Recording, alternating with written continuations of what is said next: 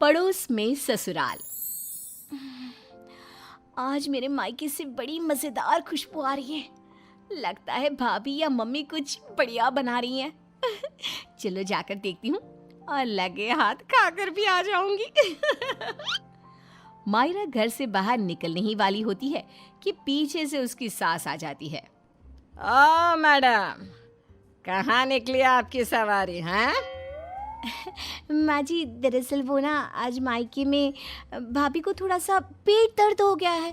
बस वही तो एक अच्छी ननद होने का फर्ज निभाते हुए उनका हाल चाल पूछने जा रही हूँ मैं। कोई ज़रूरत नहीं है। रोज़ तेरे मायके में किसी न किसी की तबीयत खराब हो ही जाती है और रोज़ तू फुदक के चली जाती है।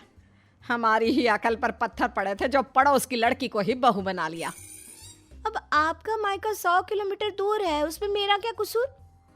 आपका खाना बना दिया है, आटा भी गूंद दिया है, गर्मा गर्म फुल्की बनाकर खा लेना ना आप। ये है मयूरा, जिसका मायका और ससुराल दोनों भी आस पड़ोस में 2 मिनट की दूरी पर है, जिसका पूरा पूरा फायदा उठाते हुए मयूरा हर दिन मायके के चक्कर लगाती रहती है। हेलो मम्मी, हाय भाभी, क्या बात है? आज तो बड़े ही शाही और लजीज पकवान बने जा रहे हैं। कोई दावत शावत है क्या आज हमारे घर पर? खुशबू आई नहीं कि चली आ गई महारानी चींटियों की तरह सूंघती हुई। अरे बेटा, तेरे भाई का प्रमोशन हो गया है, इसी खुशी में उसके मनपसंद पकवान बना रहे हैं। बस आ जाती तू भी, दामाद जी और समधी समदन जी को भी न्योता दे दे। पर मम्मी जी, हमें थोड़ी ना पता था कि ये सब आएंगे। मैंने तो वैसे भी खाना कम ही बनाया है। क्या भाभी, अब आपको ये तो पता है कि मेरा ससुराल पड़ोस में ही है, और आपको तो मैंने कह कर रखा है ना कि मेरे 2 एक्स्ट्रा फुलके सेक कर रख दिया करो। मुझे मम्मी के हाथ की बनी सब्जियां कितनी पसंद है। आई बड़ी महारानी। ऐसे ही मयूरा आधा दिन अपने ससुराल में और आधा दिन अपने मायके में गुजारती रहती। एक दिन सुबह नाश्ते के दौरान मयूरा के ससुर धनराज और पति श्लोक। अरे मयूरा, ये क्या? ये पराठा तो आधा कच्चा है और मेरा पराठा तो कुछ ज्यादा ही एक्स्ट्रा पक गया, जो जल गया है। कोयले से भी काला हो गया। ये तो होगा भी क्यों नहीं। ये करम जली सुबह सारा काम ऐसे ही फटाफट गड़बड़ी में जैसे तैसे निपटाकर अपने मायके भाग जाती है। इससे क्या फर्क पड़ता है? सास को अगर चक्कर आ गए दिन दहाड़े, तब कौन आएगा बचाने? ओ कम ऑन माँ जी, चक्कर, और वो भी आपको? दिन भर आप हर आधे घंटे में कुछ न कुछ खाती रहती हो और फिर भी मुझे ताने कस रही हो। Very bad. तो तू कौन सी गुड है, हैं? आई बड़ी। वहाँ मायके के घर में वंदना अपने पति यानी मयूरा के भाई गोपाल से कहती है, गोपाल, तुम ना तुम्हारी प्यारी बहन को समझा कर रखो।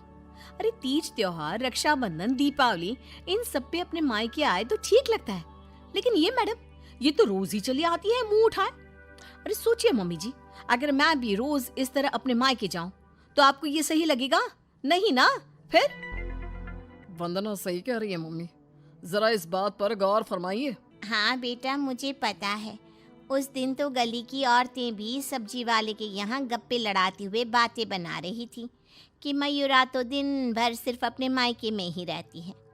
आज उसे आने दो, मीठे बोल से ही समझाऊंगी, समझ जाएगी वो। फिर जब मयूरा मायके आती है तो, मम्मी, आपको तो कोई दिक्कत नहीं है ना मेरे इस तरह आपसे मिलने यहाँ आने से? ये देख सरोज का मन ममता के मुंह में आ जाता है। ना बेटी ना, तू ऐसा क्यों सोच रही है और तेरी आंखें नम क्यों है? तू क्यों रो रही है बेटा? समदन जी ने कुछ कहा है क्या? उफ़ो, ये मम्मी जी भी ना, उन्होंने एक आंसू गिराया नहीं कि पिघल गई। नहीं मम्मी, किसी ने कुछ नहीं कहा, बस आज आपकी बहुत याद आ गई। रोज आपसे मिलती ही हूँ, लेकिन आज पता नहीं क्या हुआ। और इसी के साथ सरोज अपनी बेटी को कुछ नहीं बोल पाती और अब मयूरा का मायके में आना जाना इतना बढ़ जाता है कि वो मायके के फैसलों में भी दखल अंदाजी देने लगती है। तभी वहां पर बरखा आती है। अगर इतना ही परेशान हो तो उसे घर के अंदर आने ही क्यों देते हो? वो एक पाँव अपने मायके की नाव में रखती है और एक पाँव अपने ससुराल की नाव में। अगर एक नाव हटा दे तो ना चाहते हुए भी उसे दोनों पैर एक ही नाव में रखने होंगे ना। हाँ काकी, एकदम बराबर बात कर रही हैं आप। लेकिन समधन जी, आप अपनी बेटी के मुंह पे दरवाजा लगा पाती क्या? देखिए, मुझे वो सब नहीं पता। अब उसका पूरा संसार उसके ससुराल में बस चुका है। उसे वहां ध्यान देना चाहिए, ना कि इधर मायके में। और इसलिए आप ही हो, उसे यहाँ आने पर आप ही को रोक टोक लगानी होगी। बस यही कहने आई थी। नमस्ते। अगले दिन ससुराल में बरखा की तबीयत खराब हो जाती है और मयूरा उसे बिस्तर पर ऐसे ही छोड़कर मायके भागती है। चली गई मायके, अपनी बीमार सास को बिस्तर पर छोड़कर, निकम्मी कहीं की। रात में जब धनराज और श्लोक दफ्तर से घर लौटते हैं तब वो देखते हैं कि मयूरा घर पर नहीं है और बरखा अपने कमरे में बुखार से तप रही है। और तो और घर में कुछ खाना तक नहीं बनाया है। आज तो हद ही कर दी मयूरा बहू ने। अरे काम काज का नहीं, लेकिन कम से कम अपनी सास की तबीयत का तो लिहाज रख लिया होता। कोई फिक्र, कोई चिंता नहीं। आप ही ने तो चुनी थी ना ये बहू। कुछ देर बाद मयूरा अपने ससुराल वापस आती है। मयूरा, घड़ी देखी तुमने? हाँ, घड़ी में 2 सुइयां एक साथ कितनी प्यारी लगती है ना। बिल्कुल आपकी और मेरी जोड़ी की तरह। मैं मजाक के मूड में बिल्कुल नहीं हूं मयूरा। तुम्हारा ये मायके से ससुराल, ससुराल से मायके घूमने का तमाशा बहुत हो गया। ये सब कब खत्म होगा? तुम्हें अंदाजा भी है, माँ अंदर 103 बुखार से तप रही है और तुम सुबह से अपने मायके में हो। बहू, अच्छा होगा कि तुम मायके जाना कम कर दो, वरना कहीं ऐसा ना हो कि एक दिन दोनों तरफ की रिश्तों की डोर टूट जाए और तुम बीच में ही लटकी रह जाओ। जी पापा जी, आप टेंशन मत लो। मैं मायके जाना तो नहीं छोड़ सकती, लेकिन मैं अपना बहु धर्म अब अच्छे से निभाऊंगी। मैं रोज माँ जी का एकदम हल्की नाजुक पत्ते की तरह ख्याल रखूंगी और आप लोगों को शिकायत का मौका भी नहीं दूंगी। पर मयूरा तो आखिर मयूरा है, इतनी जल्दी कैसे उसे किसी की बात समझ में आ जाती? ये तो उसकी डिक्शनरी में था ही नहीं।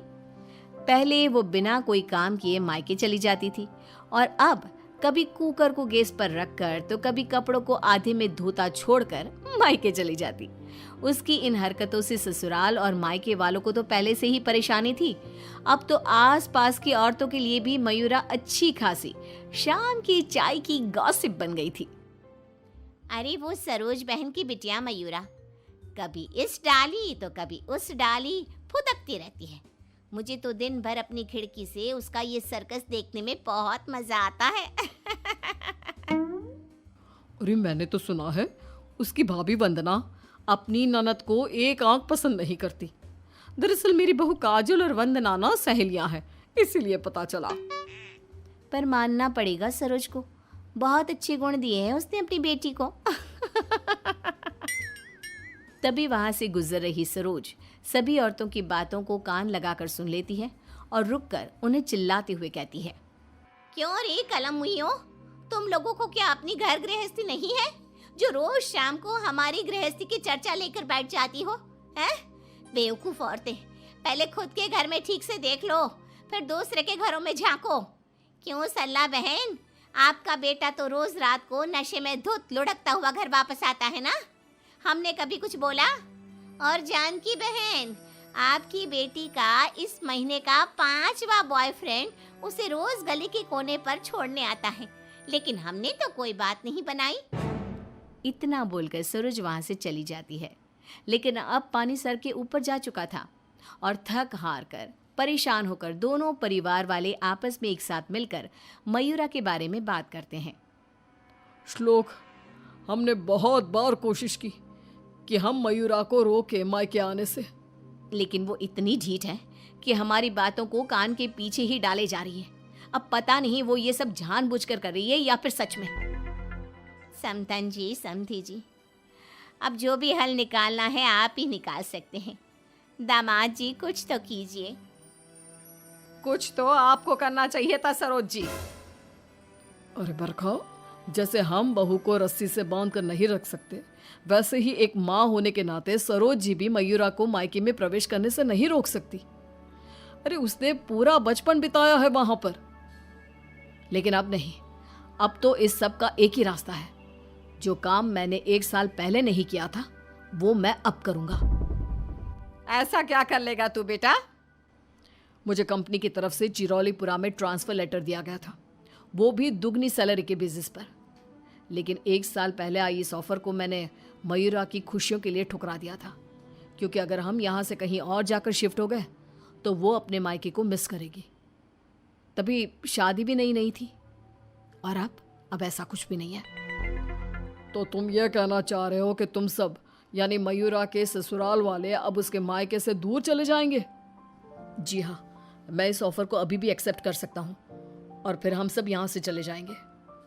अब हम और कर भी क्या सकते हैं? अगर मयूरा को अपने मायके जाने से रोकना है तो बेहतर यही होगा कि उसके पड़ोस के ससुराल को दूर ले जाए और उसके ससुराल वाले ही अलग जाकर रहे, जिससे वो रोज अपने मायके नहीं जा पाएगी। सभी श्लोक के इस फैसले पर सहमति जताते हैं और फिर मयूरा अपने पति की ट्रांसफर की वजह से शिफ्ट होने की बात को साधारण समझकर अपने मायके से दूर चली जाती है। जो भी कहो, सही मायनों में बहू विदा करके तो मैं अब लाई हूँ।